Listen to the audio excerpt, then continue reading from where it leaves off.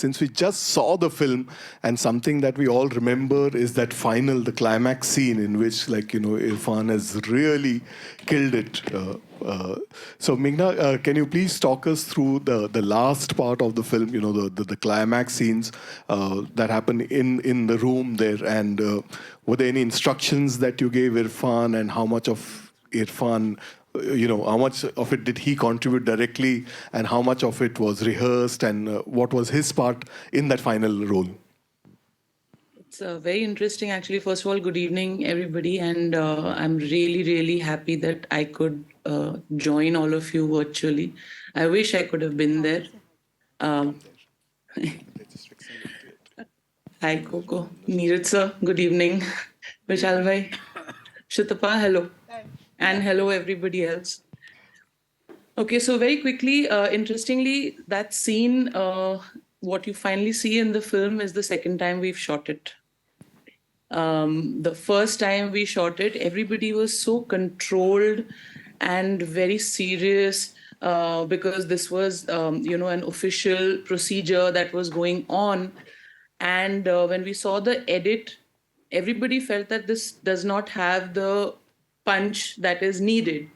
And so we went into a little bit of a rewrite. Vishal sir wrote a newer version. And then I think the only brief that I gave was just everybody unhinge yourselves. That, just please play it by ear. If you all want to break into abusing each other in the middle, please go ahead and do that as well. And we actually shot the whole scene in one go. We had a 3-camera setup. And from beginning to end, we almost shot it like a play, and it's 13 pages. So it was almost like there was theater that was being done while it was being recorded. The beautiful part, which always stays with me, is there is a moment in the scene where Irrfan sir takes the glasses off that the character Ashwin is wearing. And it seems very organic that, okay, it was an impromptu thing that he decided to take it off. But the moment he wears it back on in the scene, you know that he has thought this through, that at this point, I'm going to take my glasses off. I'm going to say my lines. And then at this point in the scene, I'm going to put them back on. That was the pleasure that one had on being on a film set with him, really. Right. So was that written in the script that at this point he'll take it off? No. There's a lot in there that was not written in the script, because, the way they are, if they were not supposed to be CBI people, I think they would have gone into a hand-to-hand across the table eventually. But just tell us a little bit more about what he brought to the table, in the sense that there are a lot of those Irrfan things that happen in the film. Just the way he looks at them, or just the way he smiles, or just the way he's not looking at the camera, just the way he's looking away from the camera. The glasses were actually his idea. That he wanted the character to wear glasses, and he wanted the glasses to be tinted, because he said, I don't want anybody to see my eyes clearly. I don't want the person that I'm interrogating to know what I'm thinking. Like the scene with Neeraj sir, when he's interrogating him, you have this father sitting in front of you, the character, who is broken because he's lost his daughter. But you are not showing any empathy for that man when you're interrogating him. You're playing a video game. And you're not even listening to what he's saying till you need to make a point. So that coldness is what he brought in. The video game was part of the script, but that he's not going to listen to the person that he's interrogating, and he's going to concentrate on the video game at that point and look up only at a certain point is him. There's a small thing I remember as well. All the scenes that we did in the terrace wall scheduled for the same day. That all the terrace scenes we will do together, and it was blisteringly hot. I think it was 49 degrees or something. So here's what he does, is that he asks for a handkerchief from the costume department, and he ties it around his hand, and he makes it a part of his body. And while he's talking, he's like, the handkerchief is tied here, and he's just like, dabbing himself like this. This is where they discover the body. They go and see the handprint and where the body was found and all of that. So he, is not just about emoting and expressing your dialogue. He actually gave a layer of skin to the character, pores that you can see, perspiration that you can see, you can feel. That was an organic part of his performances in all his films, is what I feel. Yes, indeed. Even that opening scene when he goes to that dhaba-like place, and where he puts pours a drink to that lady there. He's just looking around, and it's just magic the way he's doing. He's not doing much in that, but yet there is something very magical the way he has approached that particular scene. No, so he's obviously tied it up, because that is the place where he overhears the Hakka noodle lady calling out to this character called Bhakbhakam, which is actually one of the names that is used, which they hear in the narco tests, that they use this word Bhakbhakam. And so for him to be present in that situation and overhear that, if the character was not consistently doing that in the film, it would seem like, okay, now this is planted. It would not look valid enough. So he's actually played it backwards. And from the first time he's in that environment, he's making it like that he's aware of his surroundings and what's going on. He's just not obliviously sitting and having his momos and having a drink. Right, and talk us about the casting. We know that Vishalji has written the script, and you all worked on the first draft. And I read somewhere that even before your father read the first draft, you had sent it to Irrfan. Is that true? Is that correct? Yes, almost. Yes. Because I think I didn't know Vishal sir sent the draft to Irrfan sir. And just one day called me and he said, Irrfan has read the script, he wants to meet you. Go and meet him. And I was like, what? So he said, yeah. And I said, okay. And then I went to their home and I met Irrfan sir, and this he did during the shoot also. He would constantly play the devil's advocate. But are you absolutely sure, that it played out like this? I mean, what if that golf club was placed in the loft and the father had this whole plan of taking it and giving it to the CBI? What if it was not as it seems to the eye? So he would keep throwing this at me, and I realized that he was testing my conviction, as to how convinced I am about the story that I'm going to tell. And so when I left from their home, I was like, this is not happening. I don't think he believes in the script, and I don't think I've been able to convince him. And I was on the drive back when Vishal sir called, and he said he's doing the film. So I was like, okay, now I get it. And so he kept doing this even on set, and it really kept me on my toes, which actually I think was very good, very helpful. Right. I guess at this point, I would also like to bring in Vishalji Yes, here. please. Thank you very much, first of all, for joining us. He's been feeling a little unwell, but has taken the trouble to come here. आपने जब ये film लिखी, the point when you wrote this film, the case was still on, it was still in the public domain. So when you all collaborated together, आपको थोड़ा doubt था कि how will this play out? Because, a lot of it is in the public domain. There are a lot of questions, whether it's like this, whether it's like that. What gave you all the conviction to collaborate and tell this story the way you all told it? There are many things in that. I knew the guy who Irrfan played, who was the first head of the first CBI investigation. And one day, when long back I met him, and he gave me this, this account of what he had found. So that made me thinking that, what if we create a Rashomon? Because the case was also, and I spoke to Meghna.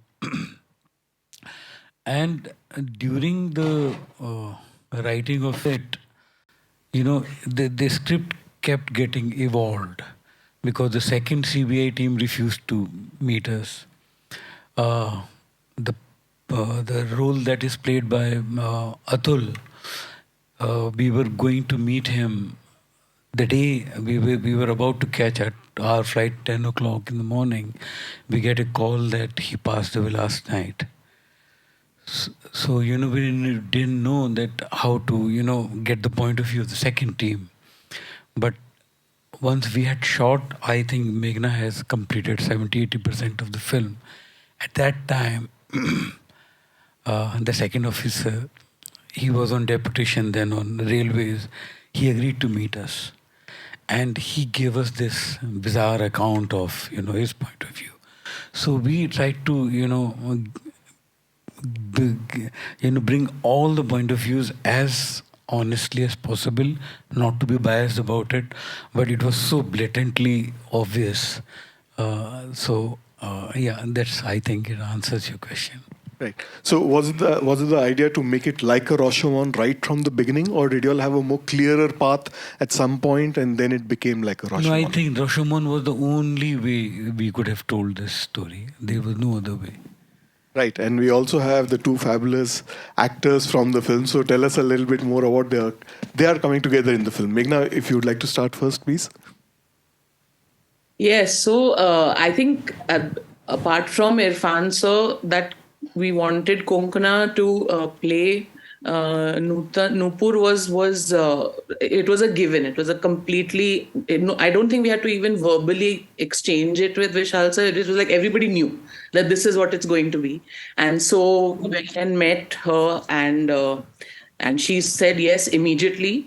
And then there was just stuff of how the costumes are going to be and the dates are going to be and all of that. But I mean, there was just no hesitation at all. I think the only ambiguous part was because we were shooting the same thing twice. And in one, she has to look guilty. And in the other, she has to look not guilty. And the scene of when the girl's body is being taken away. And I remember that moment where you're standing near the gate in the building and you're like, but how can I not cry? I said, but this is that version where you're guilty. You have killed her. You can't cry. No, but how can I not cry? So I was like, okay, try and find some balance where you're crying but not crying. And she did what she did. Neeraj sir was the last person to come on board. It was, I think, 3 days before we were going on the floors or something where we met. Because I think you coming across our minds was an epiphany, unfortunately for us, that it happened so late. But again, I mean, just the immediateness with which you said yes, of course. And then you wanted all the material that I had on research to read before you went into the script. I don't know whether I'm going to go and tell the just give me 5 minutes story over here. Maybe you should do that. But no, I know how drained he was in the making of this film, both of them actually, because we were shooting in Jalvayu Vihar in a different block. It was Arushi's grandfather's apartment. And I remember when we went to see the apartment, her picture was on the wall. In the film, where the picture is on the wall is the same position where her picture was on the wall. Our character's picture is also there. And I remember both of them constantly being aware that, this happened in a place exactly like this, just a short distance from here. And so to constantly have to process that and yet perform, and then perform in a duality, because you're also going to be depicting the part where you are guilty. It was, I mean, for me, just to have all of y'all with Vishal sir's writing, making it all come together was just a blessing. Right. I guess that's a good time. This is a good time to ask Konkana about the duality part. How easy or how difficult it was, to slip into one role and then the other role so very seamlessly.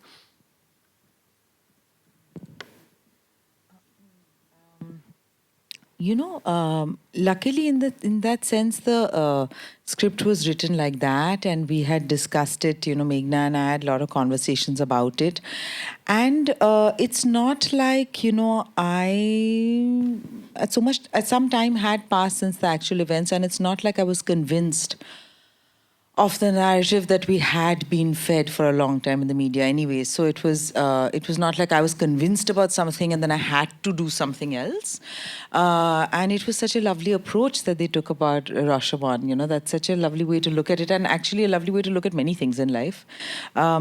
So in that sense, it's, I don't know, it's almost an exercise of the imagination. So, and that's a fun thing to do. What about you? Was it more or less similar for you as well? Slipping in the two different No. roles that you have? No, No. it wasn't. It wasn't because one is that the character was such that I was finding it so difficult to come out of it even when I was not shooting. And because of all the details that one had, and it was magnanimous of Meghna, I think, to literally give me everything that she had in her capacity to read, to go through, to understand. I used to go to the set with a little suitcase like I go to office. And the suitcase had all kinds of newspaper articles, materials, videos, everything possible, which I would then lay inside the van in a straight line like that and start going over it like a student giving an examination every day. That's how the entire shooting process for me was. And by the time I came out, I was drenched with emotions, with feelings, with the reality of a couple that has gone through this. Everything was just hitting so much inside the system. And obviously there were tears rolling down, I think, the whole time as I was shooting. I don't know how much of water that has been shed continuously on a daily basis, but it was very difficult to shift into the two, because once you're so involved in something that is real, it's very difficult to come out of that and to represent something else that you are now trying to say as a part of the story. It is not part of your character. Sometimes you feel that, no, it's very real what I'm going through right now. It's very difficult to come out of this and represent something so that the world looks at it like this. It was very, very, very difficult. But the easy part happens only when you have directors like Meghna to be with you, to take you through that path. It is very important. I don't think it would have been possible for me to do this by myself. It's not possible unless you have somebody with that sensibility, with that the understanding of human emotions. Is very difficult.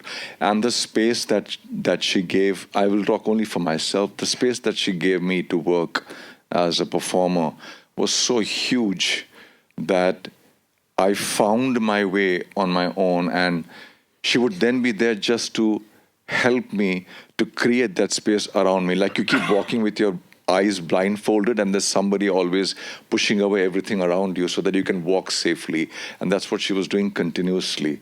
And that, I think, is a great role of a director, to do that for you and to be with you. So this shifting was very, very difficult to get in and to come out. And there was a moment I remember, I think now I'll say that, Meghna. And I found her so amazing at that time. When I met her for the first time in the van, when she came in to narrate the entire, what to do on that day for the scene, it was beautiful. It was almost love at first sight, I can say it today.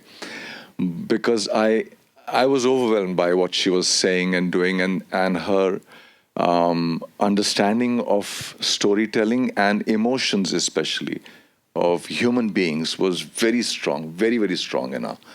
And that when you see it in her eyes, and every time we would shoot also, I would see her behind the camera, sometime the shot was over, that she would be drenched with water in her eyes, drenching away, and she would almost start to be what you are doing as a character. And there was a moment we were supposed to shoot a scene where I just rushed into the room and they were waiting. Meghna was waiting with the entire crew inside that small little space, and my character supposed to enter. And I had When I was given- inside the room. and you were inside the room, so was the The DOP. Coco was inside as well. Everybody, even Konkana, everybody were inside the room. And I told the AD that, let me know, just give me about 15 seconds and I'll be ready to do this. 15 seconds is what I said.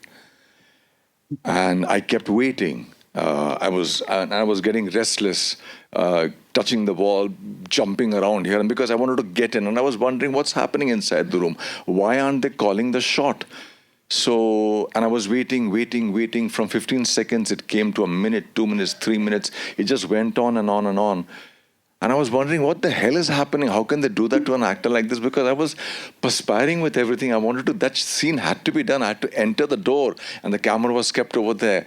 And later, much later, I understood when the AD came and asked me that, "Sir, are you ready?" Because they're waiting. Everybody's waiting for everybody. So everybody was waiting for everybody. And then finally we took the shot. I was very embarrassed because I thought I'd misunderstood, I had miscalculated something, or I said something wrong. But the understanding inside was that he's preparing, so please wait. You know, and then I get in the house only for 15 seconds.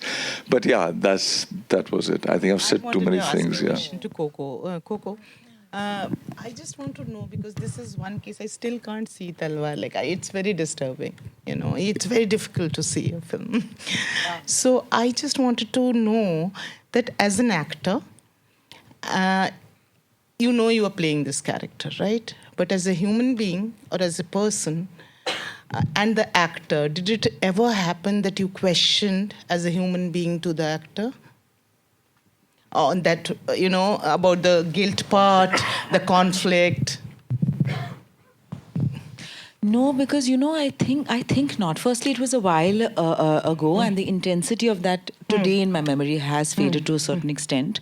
I don't think so, because many times it used to happen to me when I was younger that I used to become sometimes quite judgmental about the parts that I was playing. But I think with time, because now it's been more than 20 years that I've been acting, I'm not really concerned with the character's morality at all. They could be a killer or a villain or whatever, or whatever it is. I'm not too concerned with that if I've liked the overall script. And the thing with this one with Nupur, I remember that it actually didn't matter whether she had been involved in the death of her child, because regardless there would be grief. It's it's a more complex grief, exactly. but it's still grief, Yes. And it was great actually in some ways, because we had, some interviews and things to watch, and, some things that Meghna had shared. So I was just very interested in how she's being, So then because then it didn't matter. I mean, I guess that's what I remember now. No. I mean, because it's so important from an actor's perspective, and there are many young actors who are listening to you just now. So I just want to know, how does an actor, which you've answered already, that how can they dissociate as a person and then look at it only as a character? And you Because then I'm their champion, I'm on their side regardless. My character now has to is like this. That's exactly whether they what are I- right or yeah. wrong. No. Okay. Right. Meghna, we believe you have to leave soon. It will be lovely if you can. I can hold on for a bit. Don't Okay, worry. great. All right. So then I'll ask Shitopa about it, because what are your memories of the film? This was made in 2015. No, I remember. 14. I remember. 14, yeah. Yeah, I remember that Irrfan was very disturbed because he wanted to find the truth, and there was no truth, right? So, and because he was, he had to judge some people, and he didn't want to judge them wrongly. So, that conflict was constantly on his mind. I remember, but I have that memory so vivid. I was traveling, and he sent me the song which you sent him and he said, "Dekho, ye hai ye picture." You know that? So that's what it is. So I know that he was, by the beginning, he had a very, he wanted to be right. But then slowly he started believing in very strongly that, what he's doing is he will find some truth, and he will be the carrier to find some truth, So. So did he discuss a lot of this? I mean, in terms of the case and what the role he's playing? Yeah, of course we know. Everybody knows the case, so there was nothing. Did he discuss it with you personally, or did he keep work in outside and ghar ka kaam ghar pe? No. He always when it's a conversation about a case like this, it's not a normal film. It's not like any film, It's not fiction. So we would have our discussions, and I am a consensuous person, Very contrast to what you spoke, because I'm not an actor. So I just kept on saying this, that, I loved this Rashomon idea. I mean, that kind of really, really got me, And I said that, that's so interesting way to look at it. But I kept, asking him, कि ऐसा हुआ था, अच्छा हुआ था, because they got him all the research, right? So we were looking at those idiotic media trials, and making an opinion. So we actually I got to know a lot of stuff because of the research Meghna had done and Vishalji had done, and which he came. So yeah. Right, which brings me to the question I would like to ask Vishalji, that how easy or difficult was it to write the screenplay of a film like this? How do you know what is the right balance to strike? One, in terms of an idea. Two, in terms of how you're going to portray it on screen and how the audience will receive it. So just talk us through the process of writing this film in such a balanced way. Yeah, because, most of the time, I have collaborated with other writers. I still don't have the confidence to write alone. So Meghna was the guinea pig, I got. So, and so that's how, it started. And I think one person who, without her name, this film wouldn't have been there is Preeti Shahani. Yeah, she was the CEO of Jungli Pictures. And when I gave her this idea, she was the one who picked it up. It was very difficult because the case was sub judice. And there was a risk that, the film will never come to the theaters. But she gave us the confidence, and she remained behind. We went to meet the parents in jail. And like I said, we met both the CBI team also. So it was, I think the difficulty was there was too many characters in the reality. So we had to combine many characters into one. So that was like being truthful to what happened, yet, give it a twist of imagination, yet, it feels real. So that was there. Otherwise, everything was lying in front of us. Like Meghna said, the climax was shot twice, and it was the reason was it was very underwritten in the draft. And when we met the second CBI team, it was, it was like a Pandora box, opened in front of us. That's where Meghna and I, we decided that we should rewrite it, and it became like a short film in itself. Those 13 pages, and she shot it so well, she pictured it so well, and they were so beautifully directed. It feels like that you are sitting in that room, and the people are just, they are just there and so real. Meghna, if you could share some stories of directing Irrfan in this film and your interactions with him otherwise, because we are celebrating Irrfan here. We've seen some wonderful films over the last 2 days, and we have one more to go after this, which is Maqbool. But tell us about, a little bit about your experiences of working with him, and if you can share some anecdotes, please. There's, I will not speak in the past tense because it's all still very present. There is tremendous reverence for Irrfan sir. And I am very much in awe of him as an actor. And that used to show up on set as well. And it was extremely gracious of him to put that being in awe at ease so that I can do my job properly. I would never in my life imagine that I would have to go and tell Irrfan sir that, sir, could you do it this way, please? I would prefer it if you do it this way. I'd never imagined that if I reach that situation, how am I going to tell him this? Because there was just that much awe for him. And he opened that avenue for me so beautifully, because he would look at me and turn to me and ask me after every take, okay, anything different? There's just that grace, is so important in a human being and an actor, and he had so much of it. It's I mean it was a privilege, and my regret is that I never got another chance at it. That's a regret. Right. Konkana, you also worked with him in Life in a Metro, although I don't think you'll share any scenes here in this film together. But, sorry? Yeah, hardly. Yeah.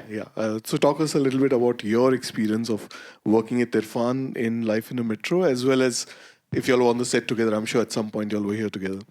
We were on set together on Talwar, but I think not very much. And but by then we had already done some, I think 6 films together. So we were very comfortable together.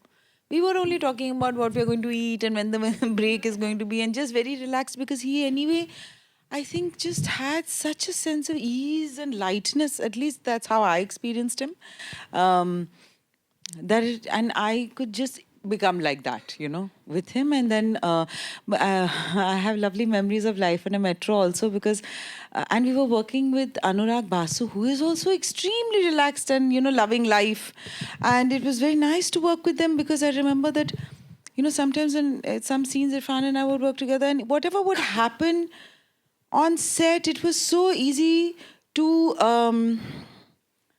feed off that vibe of each other. It was very easy. Like we're doing a serious scene, but something funny has happened, something has fallen. He's also thrown something, I've also thrown something. Anurag is laughing, saying, we've loved it, we'll keep this only, now do it again. It never happened again. So we kept that original mistake. I mean, it was just very organic and easy.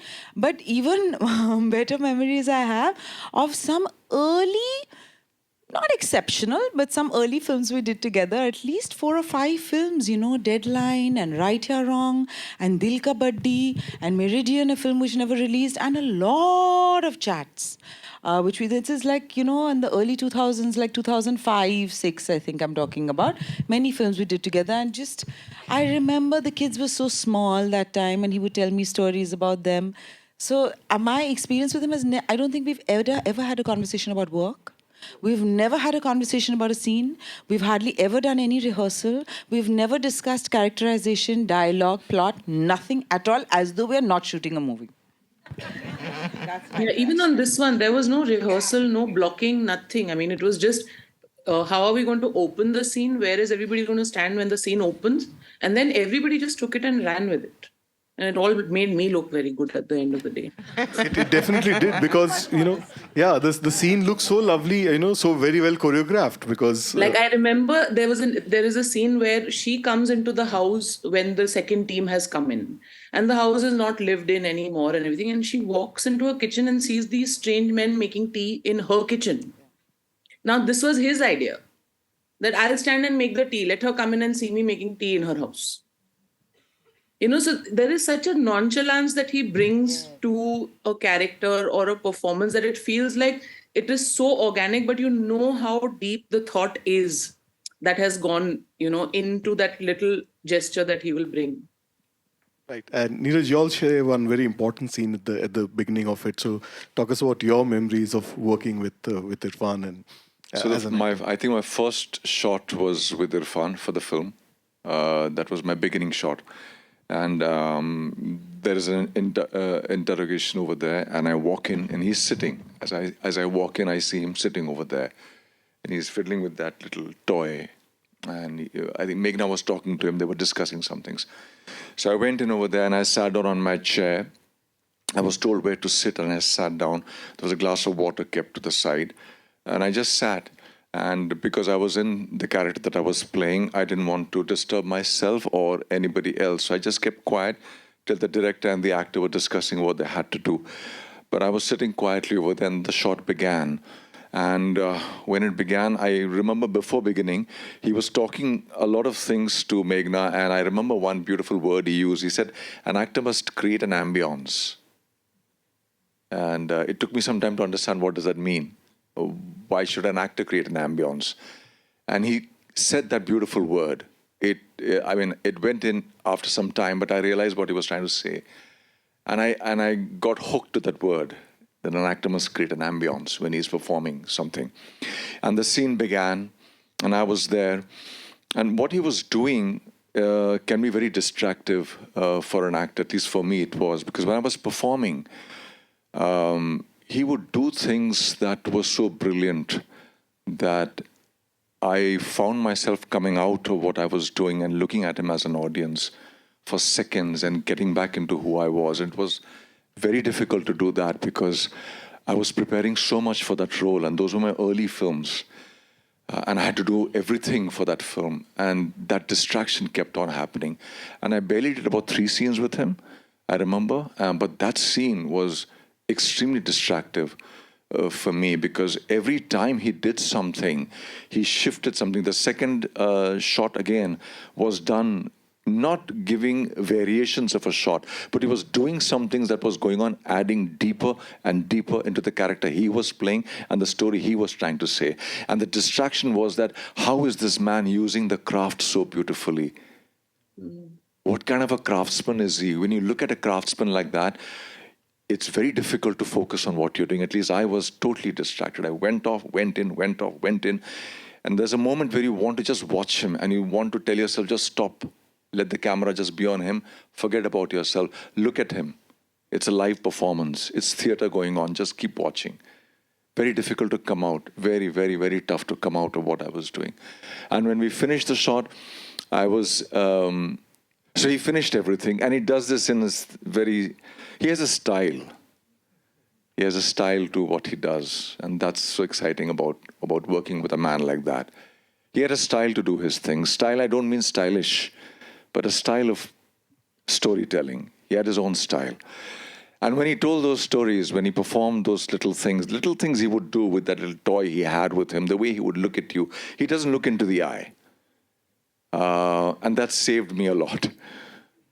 Because if he looked into the eye, it could have been difficult at that point of my career. I don't think it would have been easy for me to look. But he did that very beautifully. And after the whole thing was over, after the second take was over, I was still in my character. I thought there would be a third. And I remember him saying that, "Ab to hans le yaar. Ho gaya sab kuch." And I still didn't laugh because I just felt, no, I have to hold on to what I'm doing, because maybe if there's a third take, I will not be ready for a man like that. So I better be. And I kept on holding on to myself till finally Meghna said, "Yeah, we're done with this. Now we're moving on." And then I relaxed, and then it was a beautiful moment where he just got up and he came and he put his hand out like this, just to shake hands. And I shook hands. I looked at him like that, and I shook hands. And then he walked. He didn't even look into the eye, and he walked out. That's a beautiful moment I remember from him. That indeed is a beautiful moment. In a short while from now, we'll start the next film. So please do join us. But once again, thank you, everybody.